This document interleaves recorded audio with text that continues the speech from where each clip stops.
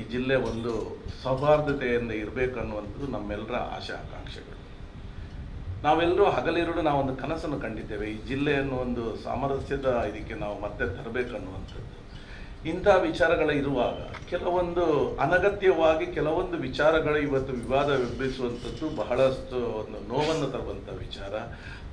ಯಾವ ಕಾರಣಕ್ಕಾಗಿ ಈ ಥರ ಆಗ್ತಾ ಇದೆ, ಯಾರು ಕಾಣದ ಶಕ್ತಿಗಳು ಇದರ ಹಿಂದೆ ಇದ್ದಾರೆ ಅನ್ನೋದನ್ನು ನಾವೆಲ್ಲರೂ ಅರಿಯುವಂಥ ಅಗತ್ಯ ಇದೆ.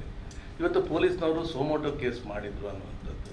ಪೊಲೀಸ್ನವರು ಸೋಮೋಟೋ ಕಾನೂನು ಬಾಹಿರ ಕೆಲಸ ಮಾಡಿದಾಗ ಕೇಸ್ ಮಾಡಬೇಕಂಥದ್ದು ಸತ್ಯ. ಈಗ ಪ್ರತಿಯೊಬ್ಬರು ಒಂದು ತೊಂದರೆ ಆದಾಗ ಪೊಲೀಸ್ನಲ್ಲಿ ಹೋದಾಗ ಬಂದ ತಕ್ಷಣ ಎಲ್ಲದಕ್ಕೂ ನಾವು ಪೊಲೀಸ್ನವ್ರು ಕೇಸ್ ಮಾಡೋದಿಲ್ಲ. ಆ ಥರ ಮಾಡ್ತಾ ಹೋದರೆ ಕೇಸ್ಗಳಿಗೆ ಕೊನೆ ಅಂತಲೇ ಇರೋದಿಲ್ಲ.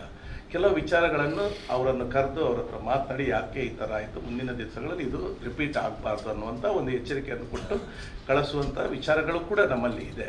ಆದರೆ ಈ ಒಂದು ವಿಚಾರ ಬಂದಾಗ ಇದನ್ನು ನೇರವಾಗಿ ಸೋಮೋಟೋ ಕೇಸ್ ಹಾಕಿರುವಂಥದ್ದು ಸರಿಯಾದ ಕ್ರಮ ಅಲ್ಲ ಅಂತ ನಾವು ಹೇಳಿರುವಂಥದ್ದು. ಹಾಗೆ ಅಂತ ಹೇಳಿ ಕಾನೂನು ಬಾಹಿರ ಕೆಲಸ ಮಾಡಿದ್ದನ್ನು ಎಲ್ಲರೂ ಕೂಡ ನಾವು ಒಪ್ತೇವೆ ಅಂತ ಕೇಳಿದ್ರೆ ಯಾರೂ ಕೂಡ ಯಾವುದೇ ಜಾತಿ ಧರ್ಮದವರಾಗಿರಲಿ ಕಾನೂನು. ಈಗ ನಾವು ನೋಡ್ತೇವೆ ನಮ್ಮ ದಕ್ಷಿಣ ಕನ್ನಡ ಜಿಲ್ಲೆ, ನಾವು ಧಾರ್ಮಿಕ ವಿಚಾರಗಳಲ್ಲಿ ಮಾತಾಡಬೇಕಂದ್ರೆ ದೈವ ದೇವರುಗಳ ನೆಲೆಬೀಡು ಅಂತ ಹೇಳ್ತೇವೆ. ನಾವು ಇಲ್ಲಿ ಪ್ರಾರ್ಥನಾ ಮಂದಿರಗಳಿದೆ, ಎಲ್ಲರೂ ಅಷ್ಟೊಂದು ಗೌರವದಿಂದ ಪ್ರತಿಯೊಂದು ಧರ್ಮಕ್ಕೆ ಜಾತಿ ಧರ್ಮದಲ್ಲಿ ಗೌರವ ಕೊಟ್ಕೊಂಡು ನಾವು ಬಾಳ್ತಾ ಬರ್ತಾ ಇದ್ದೇವೆ. ನಮ್ಮಲ್ಲಿ ಒಂದು ಹೊಂದಾಣಿಕೆ ಇದೆ. ಇವತ್ತು ಮುಸಲ್ಮಾನರು ನಡೆಸುವಂಥ ಮೆರವಣಿಗೆಗಳು ಕೂಡ ಯಾವತ್ತೂ ಕೂಡ ನಾವು ಕಂಪ್ಲೇಂಟ್ ಮಾಡಿರುವಂಥದ್ದಿಲ್ಲ. ಹಿಂದೂಗಳು ಮಾಡಿರುವಂಥ ಮೆರವಣಿಗೆಗಳಿರ್ಬೋದು, ಭಜನೆಗಳಿರ್ಬೋದು, ಯಕ್ಷಗಾನಗಳು ಯಾವುದಕ್ಕೂ ಕೂಡ ಯಾರು ಅಬ್ಜೆಕ್ಷನ್ ತಂದಿರುವಂಥದ್ದಿಲ್ಲ.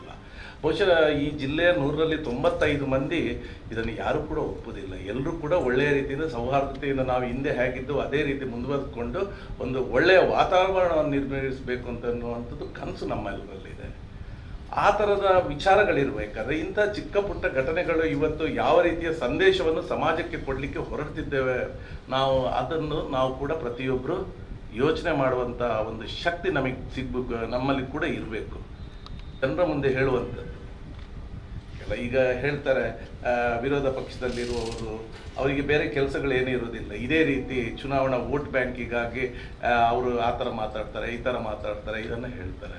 ಆದರೆ ನಾವೆಲ್ಲರೂ ಕೂಡ ಸ್ವಲ್ಪ ಆಲೋಚನೆ ಮಾಡಬೇಕಾಗುತ್ತೆ. ನಮ್ಮೆಲ್ಲರ ಉದ್ದೇಶ ಏನಿದೆ, ಒಂದು ಒಳ್ಳೆಯ ಸಮಾಜವನ್ನು, ಸ್ವಾಸ್ಥ್ಯ ಸಮಾಜವನ್ನು ನಿರ್ಮಾಣ ಮಾಡುವಂಥದ್ದು.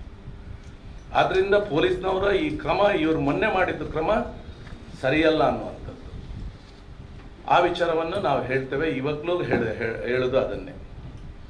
ಮುಂದಿನ ದಿವಸಗಳಲ್ಲಿ ಇದು ಯಾವುದೂ ಆಗಬಾರ್ದು. ಎಲ್ಲರೂ ಒಳ್ಳೆಯ ರೀತಿಯಿಂದ ನಮ್ಮ ದಕ್ಷಿಣ ಕನ್ನಡ ಜಿಲ್ಲೆ ಎಲ್ಲರೂ ಮೆಚ್ಚುವಂಥದ್ದು, ಎಲ್ಲರೂ ಒಪ್ಪಿಕೊಳ್ಳುವಂಥ ಜಿಲ್ಲೆ ಇವತ್ತು ಅಂತ ಬೆಳಿಬೇಕನ್ನೋದು ನಮ್ಮೆಲ್ಲರ ಆಸೆ. ಅದಕ್ಕೆ ಪತ್ರಕರ್ತರಾದ ನೀವು ಕೂಡ ಬುದ್ಧಿವಂತರಿದ್ದೀರಿ, ನಿಜ ವಿಚಾರಗಳನ್ನು ಜನರ ಮುಂದೆ ನೀವು ಕೂಡ ಇಡಬೇಕನ್ನುವಂಥ ಒಂದು ವಿಶೇಷವಾದ ಮನವಿಯನ್ನು ನಾನು ನಿಮ್ಮ ಮೂಲಕ ಮಾಡ್ತಾ ಇದ್ದೇನೆ.